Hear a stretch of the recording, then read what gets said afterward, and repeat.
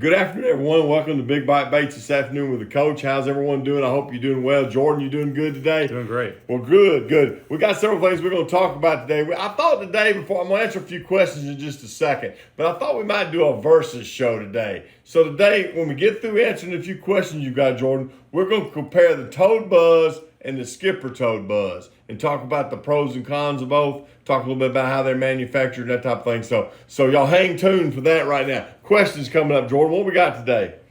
Sure, I got several here. Let's start with, how about Camden? All right, Camden, talk to me. He's wondering if jerk minnows can be fished year-round. You know, actually they can be. I'll give you a little wrinkle of that. You know, a lot of people obviously fish a jerk minnow like as a fluke style bait, you know, where they throw it weightless. But I know a guy who throws a jerk bait on a Carolina rig and does really well with it. And you wouldn't think that would work, but it does. So, yes, you can fish those year-round. There's other ways to fish it besides just fishing it weightless and twitching around the banks.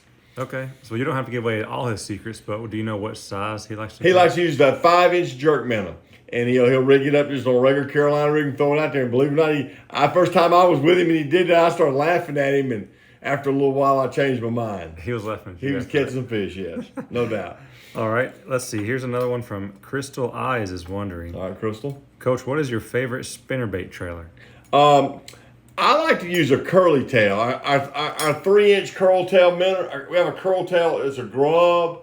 We have a 3 and a 4-inch in that. And I kind of like to put that on the back of my spinnerbait. I've always thought the curl did better than the straight. So to answer that question, I use either a pearl or a chartreuse. Kind of match it up to my bait usually. But usually I either use a pearl or a chartreuse only. Okay, I got a few more. I'll let you go ahead, though, and we'll get some more later. Okay, super. So today I thought we'd just take a few minutes and talk about our two types of different toad buzzes that we have and what is different about them a little bit. And, of course, obviously we've already given a lot of press to our toad buzz. Comes in a 1/4 ounce, comes in a 3/8 ounce, comes in 9 colors.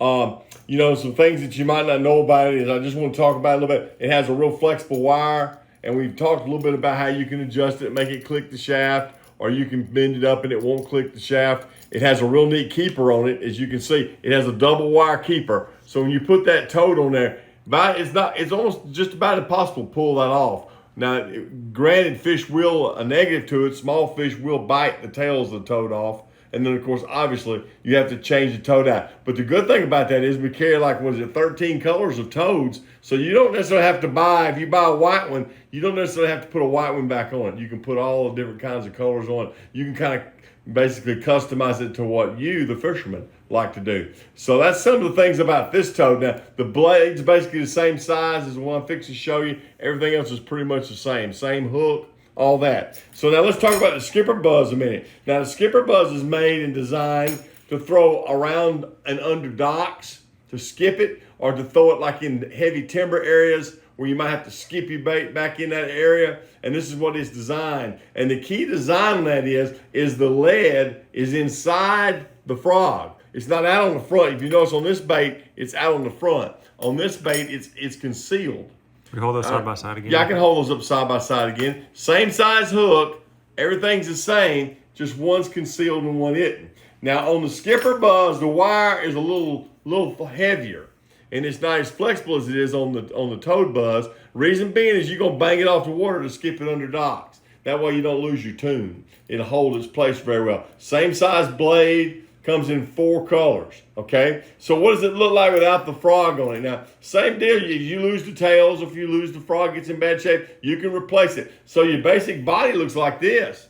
It's got the lead area with 2 keepers on it here to hold the frog on. And once again, it's pretty hard to get that frog off. And, of course, obviously, it's got the same size hook as the Toad Buzz. It's got the same blade. Everything's pretty much the same. So it's kind of interesting. So you can go from looking like this to looking like this pretty quickly. You know, so definitely. And once again, you can use any color Tour Toad you want to use on it. You don't have to use, this comes in 4 colors in packaging, but you don't have to use those 4 colors. You can go to a hematoma or silver shiner, whatever you like, and put it on there. And that's the nice thing about it. So you can mix and match and do some experimentation, do some things that you might want to try, and find a combination that you might like even better than our standard combinations that we offer.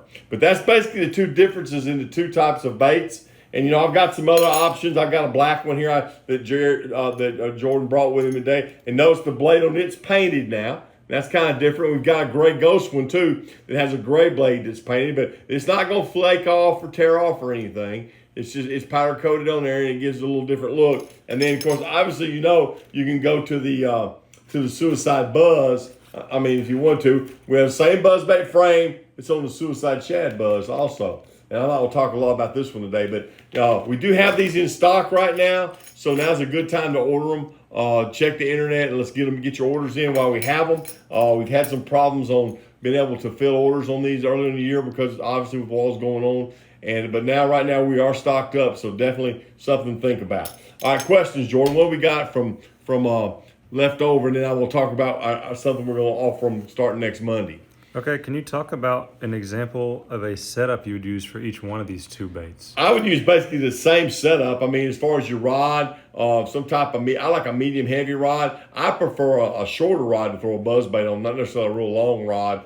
I prefer to use like monofilament on mine. A lot of people will use braid. I like that little bit of stretch when he hits, but I know a lot of fishermen that throw it with braid. A 50-pound braid or a 17-pound mono, a high-speed reel where you can get it up. Now, one thing I will say about these baits, well, I forgot to say that they do get up real quick. That's one thing I like about this buzzbait. I've tried a lot of buzzbaits, but when this one hits the water, you don't have to just crank 4 or 5 times to get it up. It's up quick and turning, so that makes a big difference too. But that's the kind of setup I would use, some kind of high-speed reel, and then basically go to work on them and see what you can do for sure. Okay, so you don't have to change the setup a lot. It just depends on the type of cover you're fishing. Mm-hmm.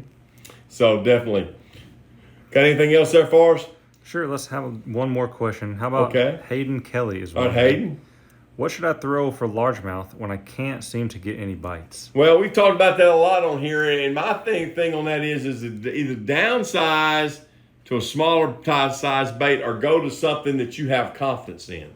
I think you can do it either way. Like a lot of times if I'm struggling, I like to go to a 4-inch fighting frog and I just try to throw it a lot of different ways and try to see if I can't manufacture some bites with it. I know a lot of guys that like in deep water fishing will go to a drop shot, or if they're shallow water fishing, they'll go to a smaller type bait. I just think it's kind of your preference, but that's kind of the two things that you normally hear and that you read. If you do a lot of reading, you read about is going to something that you have confidence in because you feel like you're going to get bit on it. And then that's got a lot to do with it. And then number 2, maybe downsizing the size of your baits if the fish are kind of finicky. So that's kind of how I would answer that question. So let's move on, Jordan. Let's talk about what we got going on now. I got a neat deal coming up next Monday. My good friend Dean Rojas, I've had Dean on here several times, and obviously Dean's one of our pros. And Dean is going to do a special for us next week. He's going to come on and do the show with us. But we're going to do something quite unique we haven't ever done before.